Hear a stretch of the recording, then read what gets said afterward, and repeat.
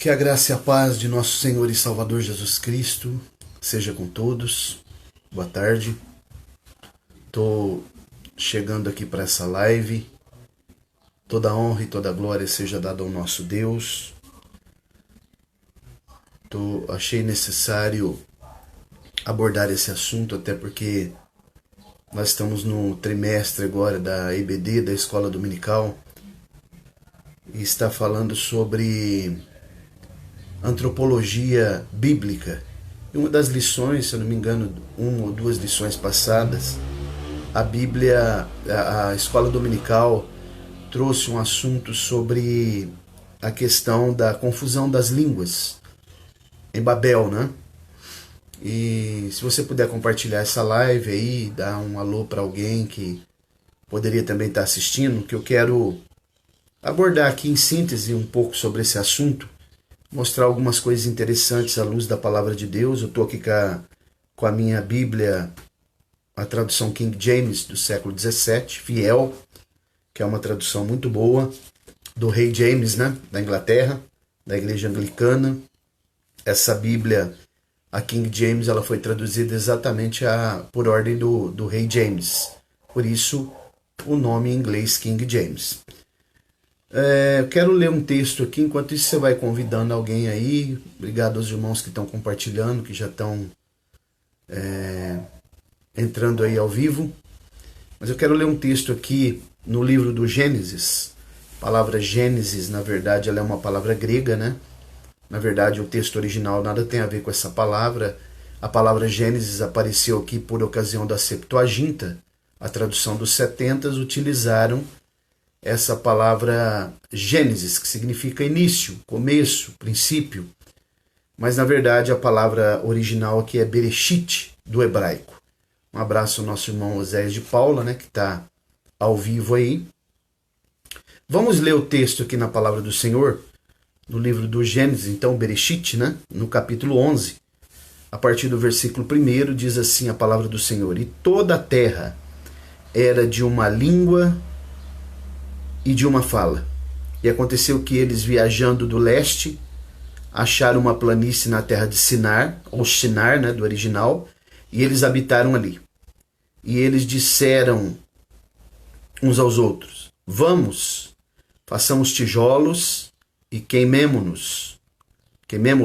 E eles fizeram tijolos, ou tiveram tijolos por pedra, e betume por argamassa. Betume, na verdade, é petróleo, né? E eles disseram: Vamos, edifiquemos para nós uma cidade e uma torre, cujo topo possa alcançar o céu, e façamos para nós um nome, para que não sejamos espalhados, observa essa palavra, sobre a face de toda a terra.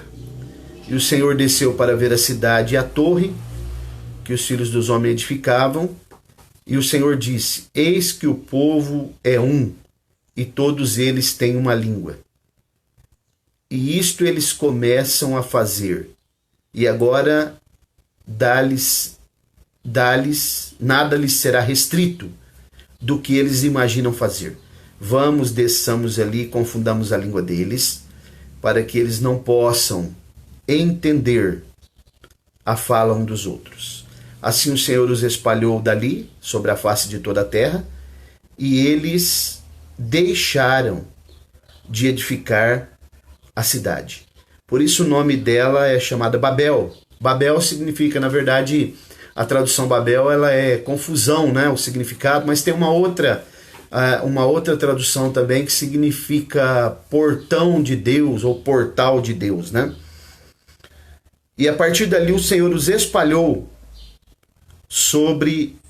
porque o Senhor ali confundiu a língua de toda a terra, e a partir dali o Senhor os espalhou sobre a face de toda a terra.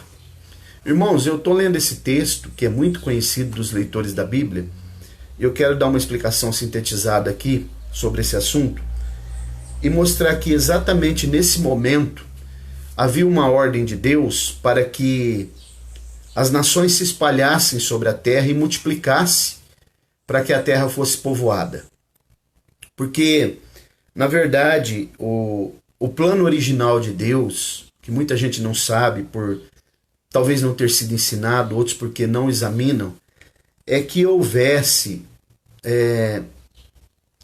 a dispersão do povo depois do dilúvio, para que o povo povoasse a terra, para que as nações se expandissem.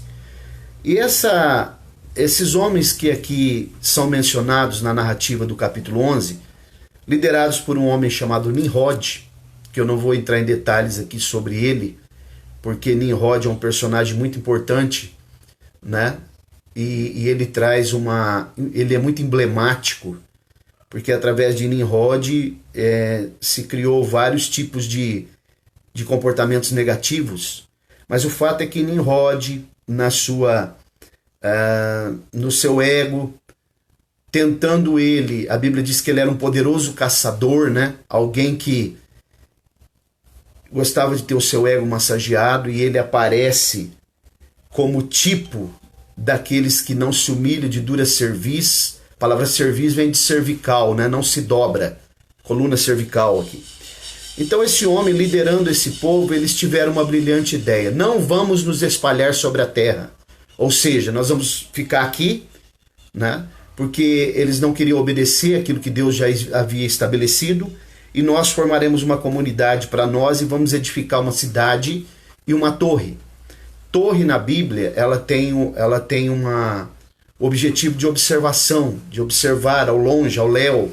Mas o objetivo deles era que essa torre, ela tocasse ao céu. E o objetivo principal era que toda essa construção, toda essa cidade, olha a expressão que eles usam: façamos, eiamos, façamos, vamos. Quer dizer, não obstante ele estar falando aqui na terceira pessoa, mas é totalmente uma fala antropocêntrica, com o objetivo de colocar o homem como centro, né? Um antropocentrismo. Isso é o que acontece muito hoje em algumas igrejas aí, que a gente vê, né? O culto ao homem, a personalidade, nasceu aqui com Nimrod e a Torre de Babel. Mas o que eu quero mostrar para os irmãos aqui, ressaltar, é que nesse momento aqui da construção dessa torre, até então, até do início do primeiro homem, até passando o dilúvio, até chegando aqui, não havia idolatria. Os homens tinham um conceito monoteísta de servir o único Deus, o Deus Criador. Depois deste evento nasce a idolatria. Eu vou explicar como.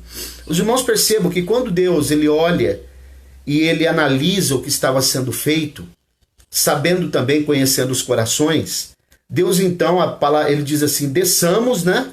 E confundamos. Essa palavra ela é plural porque é uma reunião, um concílio das três pessoas da Trindade. E quando Deus desce ali, que há a confusão de línguas, então eles são espalhados pela terra.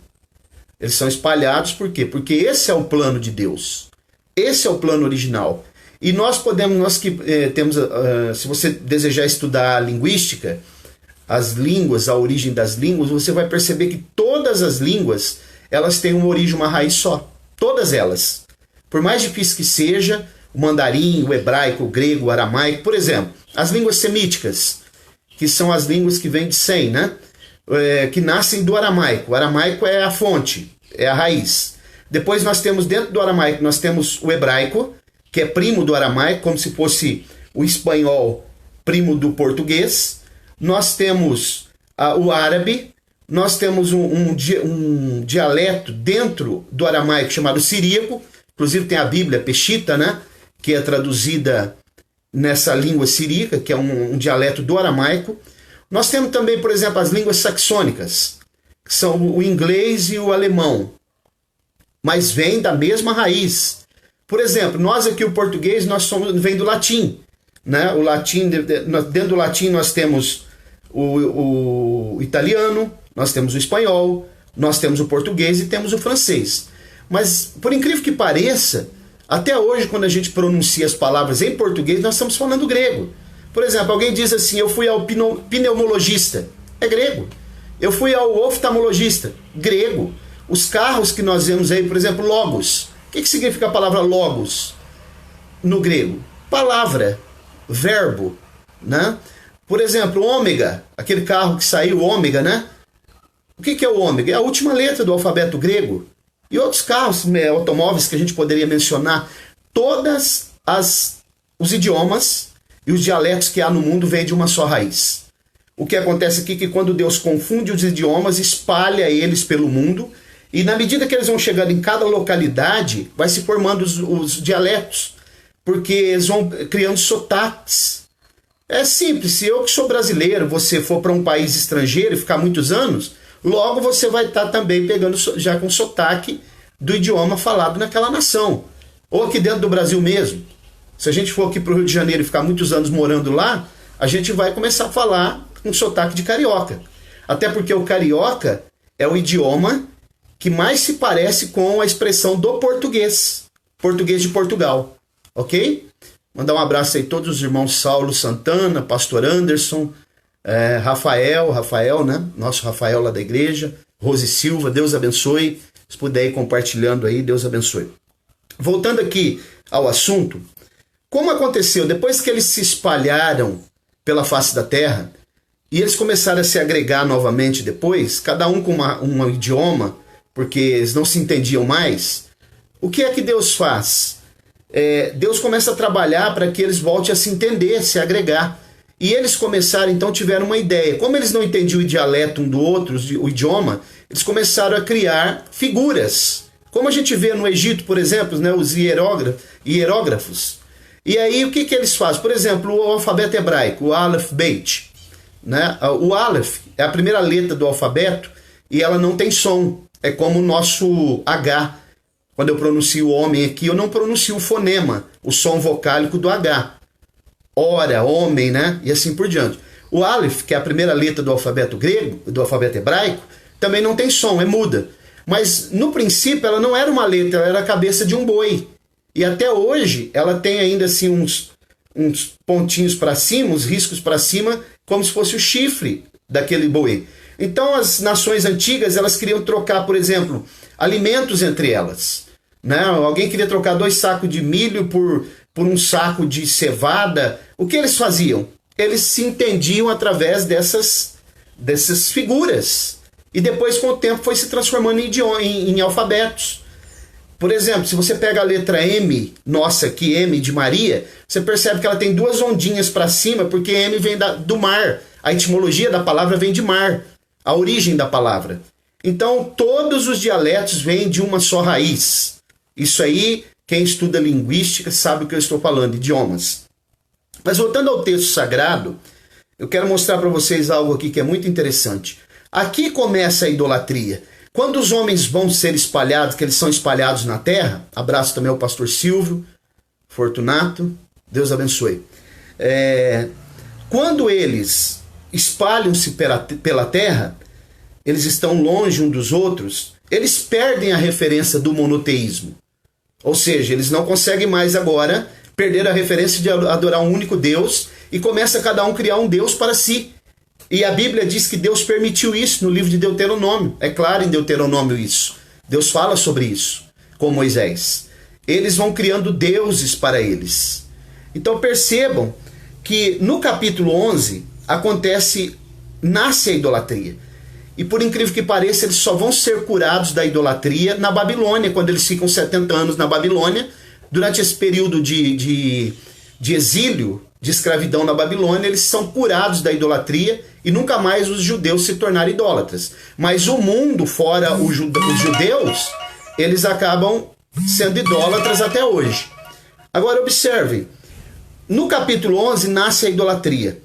Ainda no capítulo 11, muita gente pensa que Abraão é chamado no capítulo 12, mas ele ainda é chamado no capítulo 11. Isso é confirmado no livro dos Atos dos Apóstolos, no discurso de Estevão, quando ele faz toda aquela exposição do Antigo Testamento, da palavra de Deus, antes de ser apedrejado. A Bíblia diz que ele ainda estava em Harã quando foi chamado. Antes de chegar, quando ele sai de Ur, ele para em Harã e ali ele é chamado. Agora, por que Abraão está sendo chamado? Abraão não era hebreu? Abraão não era. Quando Abraão, a palavra hebreu significa atravessador de rio. Todo aquele que é um servo de Deus genuíno, ele se torna um hebreu. Ele não é judeu, mas ele é hebreu. Porque a palavra hebreu significa atravessadores de rio. É uma forma de batismo antigo. quando Abraão atravessa o rio Eufrates, que ele precisa chegar, as pessoas vão dizer que ele atravessa de um continente para o outro, que ele obedece o chamado de Deus, quando diz aparta-te da tua parentela, e ele vai andando na direção de uma terra que ele não conhecia. A Bíblia diz que ele atravessa o rio Eufrates, que está dentro do território da Turquia, e aí eles vão dizer assim, Abraão, o hebreu, a primeira vez que essa palavra aparece.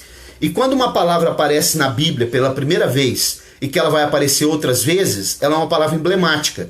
Significa, dentro da hermenêutica, que é uma das ciências de interpretação da Bíblia, significa que quando uma palavra aparece a primeira vez e depois aparece posteriormente várias vezes, nós temos que considerar um princípio que chama princípio da primeira menção. Por que essa palavra está sendo mencionada pela primeira vez? Isso acontece com a palavra hebreu. Hebreu não é judeu. Hebreus são todos aqueles que recebem Jesus como Salvador, se tornam servos dele genuíno, passam pelo batismo nas águas, e até que é por isso que existe uma carta no Novo Testamento aos hebreus, não aos judeus. Essa carta é extensiva para a igreja também. Mas voltando aqui para o texto, Abraão, no capítulo 11, ele está sendo chamado para que ele fosse uma vacina contra a idolatria, porque Abraão também era caldeu, ele servia uma divindade chamada Marduk, que era a principal divindade da Babilônia, que é o deus Sol, porque esse deus ele muda de nomenclatura conforme a localidade. Por exemplo, na Babilônia ele é chamado de Marduk, né? No Egito ele era chamado de deus Ra, principalmente na cidade de Heliópolis. Quando a gente vai para a Grécia, ele era chamado de deus Invicto, e várias nomenclaturas, inclusive porque vem de Nimrod, né? Porque Nimrod também prestava culto ao sol, e a sua mãe era Semíramis, né? Que era considerada a lua. Então nós aprendemos que Abraão, como servia Marduk, ele recebe o chamado do Deus único e ele se torna monoteísta. Ele está sendo chamado para ser o antídoto, a vacina, para que pudesse ser curada a idolatria. Isso vai se concretizar na Babilônia depois, através dos 70 anos que ali eles ficaram. Quando ele sai da Babilônia, ele sai curado totalmente da idolatria. Então esse texto aqui, ele é muito interessante, né? Há muitas coisas que eu precisava ainda falar aqui, mas devido ao tempo, que nós possamos guardar essa palavra. Eu ainda vou fazer outras lives também, falando a respeito desse assunto, mas o assunto aqui é muito importante, porque mostra exatamente o nascedouro e depois o criadouro da idolatria. Espalhados pelo mundo, eles começam a criar, eles não só estão falando outro idioma, vários idiomas, vários dialetos, mas também estão criando seus próprios deuses. E uma coisa interessante que eu quero compartilhar para fechar aqui, é que posteriormente, depois que Deus chama Abraão, e depois que as 12 tribos são estabelecidas através de Jacó, dos filhos de Jacó, havia um projeto de Deus de criar um sacerdócio universal, para que novamente voltassem as nações a serem agregadas agora e voltasse ao monoteísmo, sendo que Israel seria aquele que seria a nação sacerdotal para ministrar sobre as nações. Mas isso foi impedido, foi frustrado por causa do acontecimento dos espias, que nós encontramos em Números, né? Ali pelo capítulo 13, quando os espias frustraram, somente 2 deles, Josué e Caleb, voltaram com um relatório positivo, e através desse evento mudou-se a história da humanidade para todo sempre. E o sacerdócio universal não pôde ser concretizado. Logo, esse sacerdócio só será concretizado no período milenar, quando, por ocasião da reconstrução do templo milenar, que será supervisionado pelo próprio Cristo, pelo próprio Messias, que a Bíblia chama de renovo no livro de Zacarias, renovo com letra maiúscula, todo maiúsculo, e assim novamente as nações voltarão a pagar tributo para Israel e serão agregadas. E uma coisa mais interessante ainda, para que a gente possa fechar, é que o evento que acontece em Atos capítulo 2, por ocasião do dia de Pentecostes, quando o Espírito Santo vem e as línguas são repartidas, né, e cada um ouvindo no seu próprio idioma, também é um antídoto para se corrigir o que aconteceu em Babel. Em Babel, eles não se entendiam mais, cada um buscou o seu próprio Deus.